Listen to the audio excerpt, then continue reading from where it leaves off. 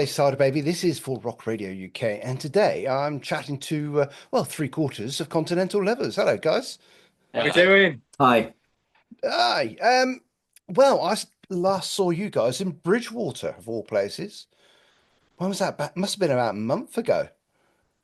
Yeah, it was 4 weeks ago. Yeah, yeah. I think it was Yeah, the 16th of November, so it was 4 weeks ago. yeah. Mm.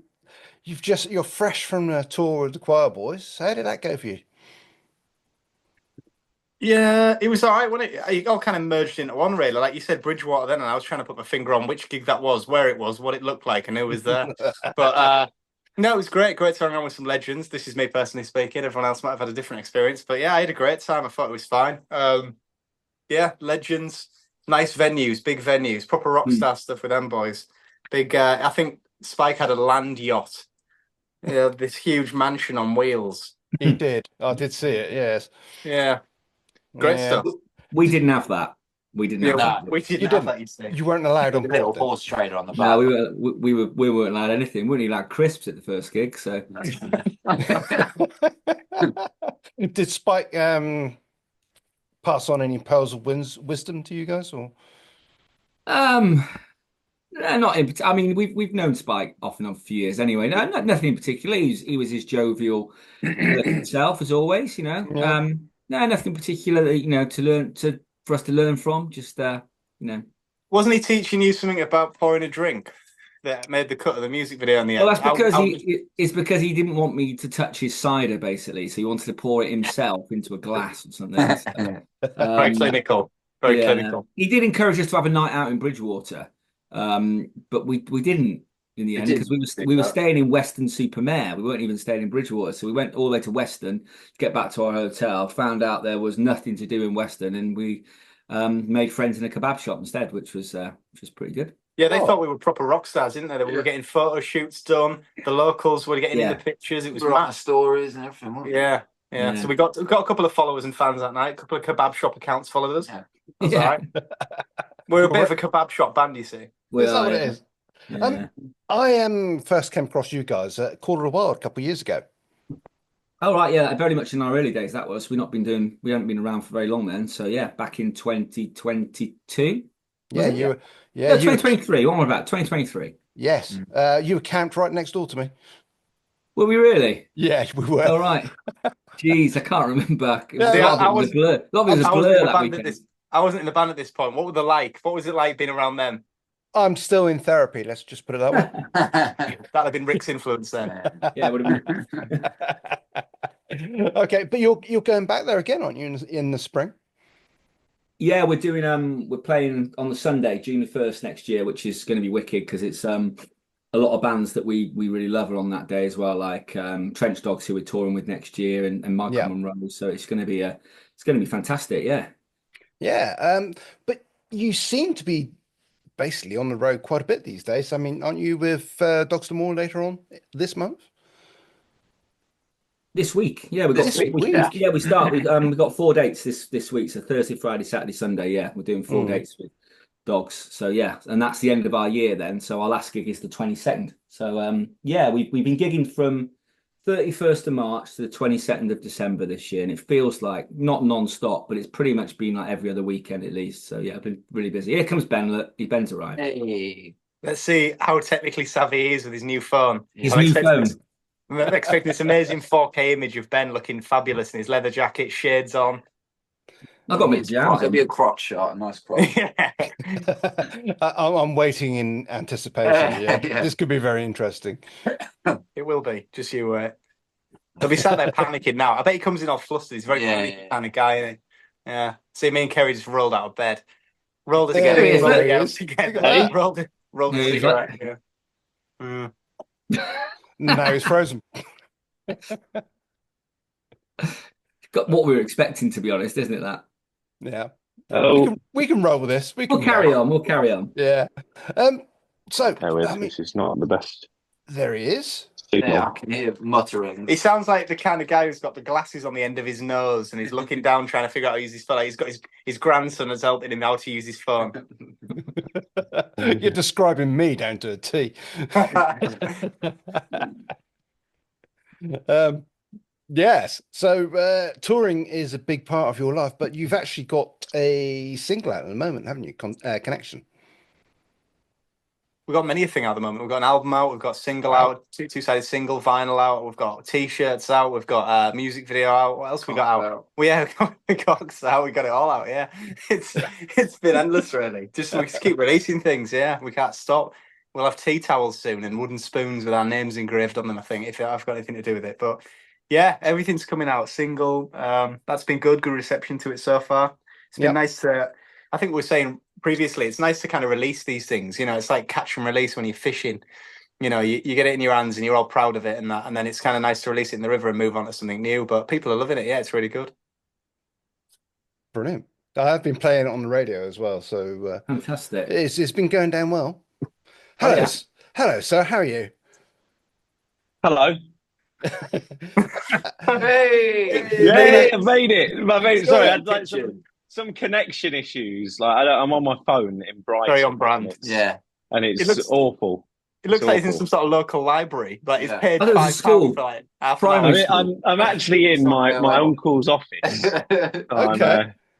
So I'm just down south for a day, and trying to hop on this is quite difficult, but there we go. It's all working now. Everyone okay? Yeah, all good, Yeah. mate. Yeah, we're all good. We've been chatting away, waiting for you. So we did start without you. So we've got all the That's nuts and fine. bolts out of the way. So Wicked. yeah. How are you? So I mean, I was just saying, I saw you guys play in Bridgewater. I was quite blown away. So how you feel about the recent tour with Spike? Yeah, I mean, I thought it was, it was fantastic. It was great fun. There were some really good venues in there. It was great, great to meet quite a few new fans. Really, I think we did pick up quite a few new fans along the way on there. Really, people who had not seen us before or heard of us, who again, had everything positive to say about us. Really, so yeah, it was. I think it was a successful 5 dates for us. Many miles covered. Yeah, it was great. Yeah, I really enjoyed it, to be honest. Yeah. Okay. And Connection is out now along as well as an album. So, I mean, tell me about the origins of the album then, because it seems to be a collection of all your singles with just like a couple of new tracks thrown in as well. Is that right?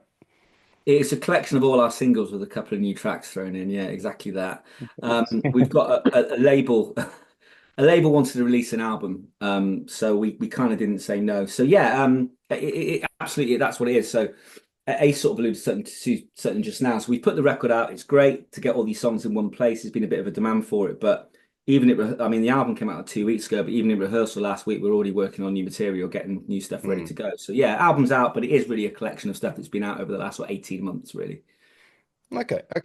So that sort of like leads me into new stuff. How is that going? I mean, where is Continental Lovers going now? Are you carrying on the same vein, or are you tweaking the sound a little bit, or are you? I think the sound's always evolving and tweaking, not necessarily a million miles away from what we do, but yeah, I think we're quite difficult to pigeonhole as a band anyway, because I think we kind of I think we get badged and branded based on what we look like a lot of the time, not necessarily what we sound like. So we kind of get called a sleaze rock band quite a lot, but I think a lot of our songs are sort of kind of more in the vein of like your power pop stuff or maybe your proto punk early 70s stuff. So a bit more of the same really, but who knows? Who knows? We'll have some new music out early next year, and people might say it sounds like something totally different, but we'll see. Okay. Let the listener be the judge, eh? Yeah. Absolutely, yeah. Yeah, I mean, looking at the Connection at the moment, or listening to Connection, I mean, it's a great track. It's like that 3-4 minute vibe to it. It's not too long. It's not too short. It packs a punch. I mean, it's great. I mean, your writing style is certainly a lot different to what I normally play on the radio, but this did strike a chord with me. So well done for that. Oh, What do you normally play on the radio then, Dave? Well, for me, I mean, well, I do a breakfast show, so there's like I can't play anything too dark or too heavy, too metal, shall we say? So it's mainstream rock, pop rock, that sort of stuff. But you know, like your Blackstone Cherries, your Alter Bridges, and your bands, your smaller bands that are like, you know, like that. So to pick up the single as well and to put it in there, and I wouldn't say it fits right in, but it fills a hole that's been missing. Feels a void. Yeah. Like So That's what we're going for as a band, aren't we? We're like a bit of a void filler. Whole fillers. fillers, yeah. Yeah. A bit of what you've been missing. Yeah. Polyfiller the band. Yeah. Polyfiller. Only writes breakfast tunes, Dave. I think Connection would be bang on in there. Yeah. Oh dear, oh dear. So where are your influences from? I mean, I can sort of guess, but I mean, what has drawn you together musically?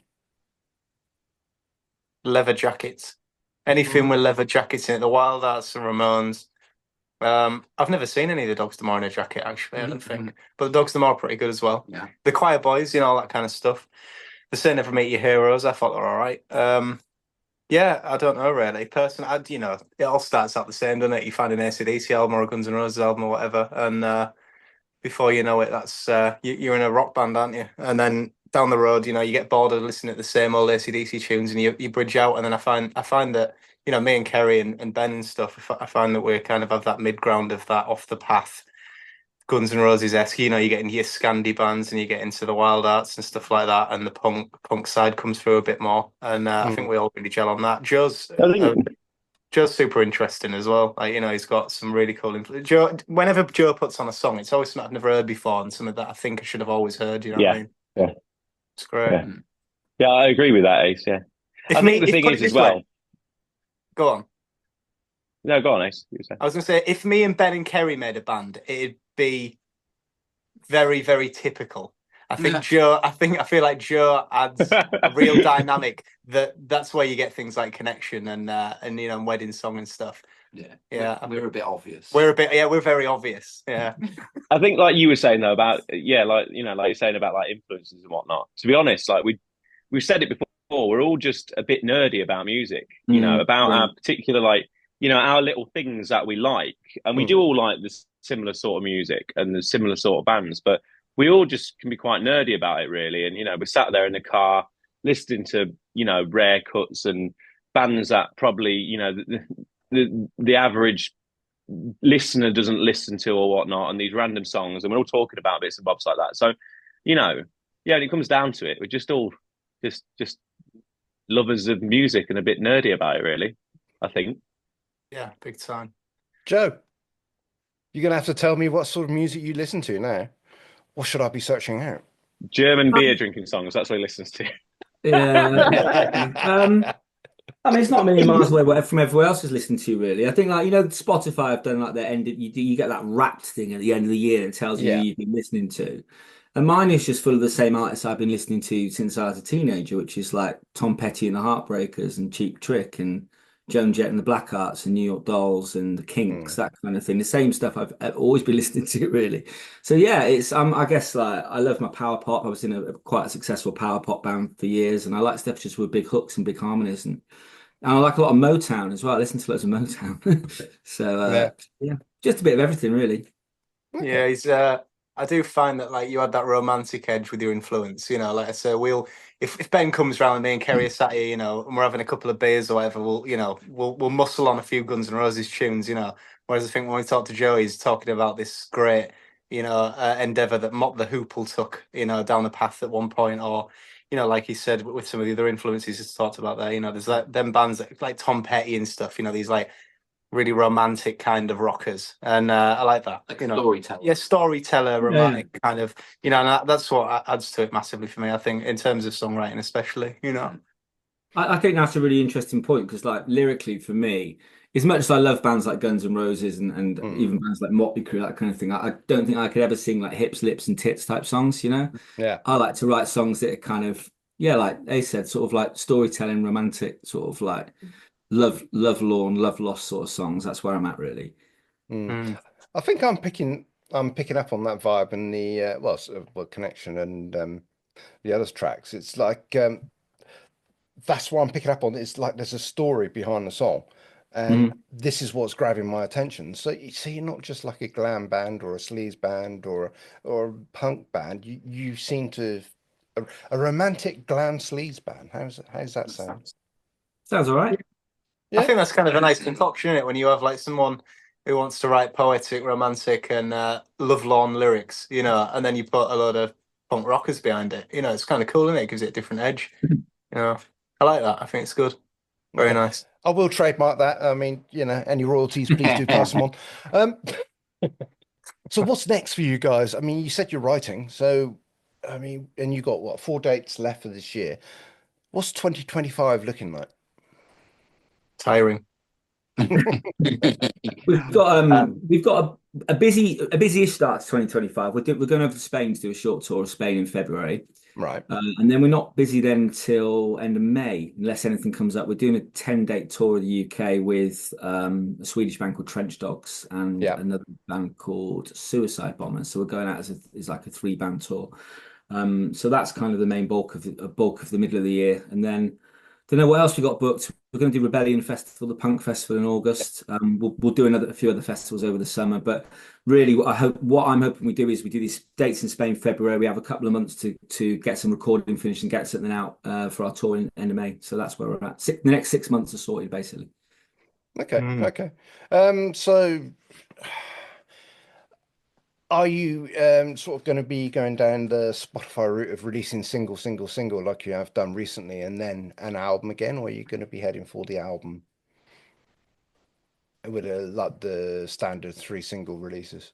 I think we just want to put the effort into like making the best single that we can, and then putting out those songs like that, rather than trying to collate an album that we think, oh, is this will fit on an album. It's like, no, we just want to put all the efforts into the next release. And I think that's how we're going to continue to do it. Okay, cool. If Joe agrees, I'm not sure. Yeah, absolutely. Yeah, I think that's important for me because I mean we're all writing songs now, which is great. But I think like if you put pressure on yourself to write an album, what you'll probably end up doing is like 4 or 5 songs are going to be great, and then you might have 4 or 5 songs that are going to be a bit filler. Yeah. Because we don't, if we have millions of pounds can go away to Chateau Marmont for 6 months to write an album, perhaps not, but we don't have that. So we kind of get that time when we get it, if you know what I mean. We go to the studio when we can afford to go, and we get together when we're not all at work, that kind of thing. So that breeds, I think, working on single songs or a couple of songs at a time. Yeah. And it works. I think it definitely works for me. And I think a lot of my favorite bands, going back to bands like the Kinks and T-Rex and stuff like that, they're singles bands, and they release great singles, and that's what I kind of want us to do, is release great singles. I think the thing is that is good to say that as well. That's not to say that there won't be a physical product. Oh, there will be, yeah. There will be a physical product, but just as and when, really, and the manager coming in now. when we feel that we've got the right tunes for it, we'll keep putting out regular material, but the physical product will come when we decide on a collection of tunes, however large or small, really, that work well together and sound great start to finish. Okay. So yeah, watch the space. How did the 7-inch single go? Was that because you were selling a single at the Quireboys gigs, weren't you? Yeah. How did that work for you guys? Was that a good thing to sell, or are you going to branch out into that again, or are you thinking, well, maybe leave it for next time? It depends what the labels offer us, really. So I think when we signed with the label, they wanted an album and they wanted a 7-inch single. Originally, we were pushing to not do an album and just do like a 4-track 10-inch EP or something like that. Yeah. So it's up to whoever releases our stuff. I love vinyl. I think vinyl is a great thing to have.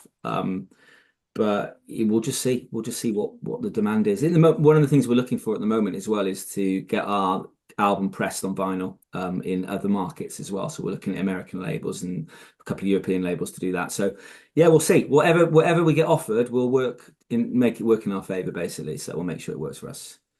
I've got to say, vinyl with your particular sound must sound particularly gorgeous, because your sound is not a CD clinical sound, is it?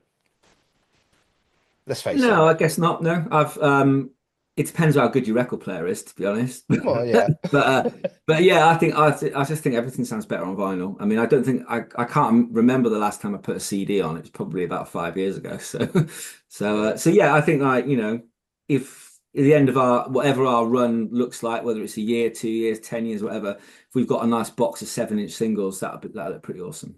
Yeah. Okay. Just one final thing, going back to Call of the Wild. So you're doing like a tour with the Trench Dogs. I mean, those guys are going to be at Call of the Wild as well. So I'm assuming that particular tour like finishes at Call of the Wild.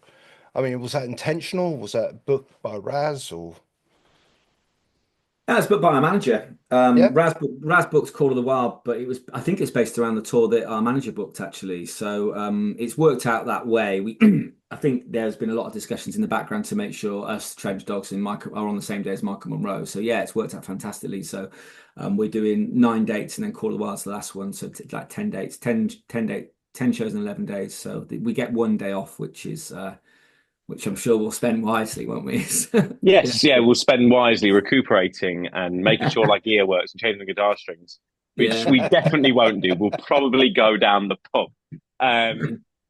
Yeah, I think I speak for all of us there. Really, we'll probably end up doing something totally unproductive. Spend it washing our one outfit. Exactly. Yeah. And then going down the pub. Yeah. Fixing AC's shoe, probably putting some gaffer tape on AC's shoe. That's what we're doing on the day. Yeah, there's no time.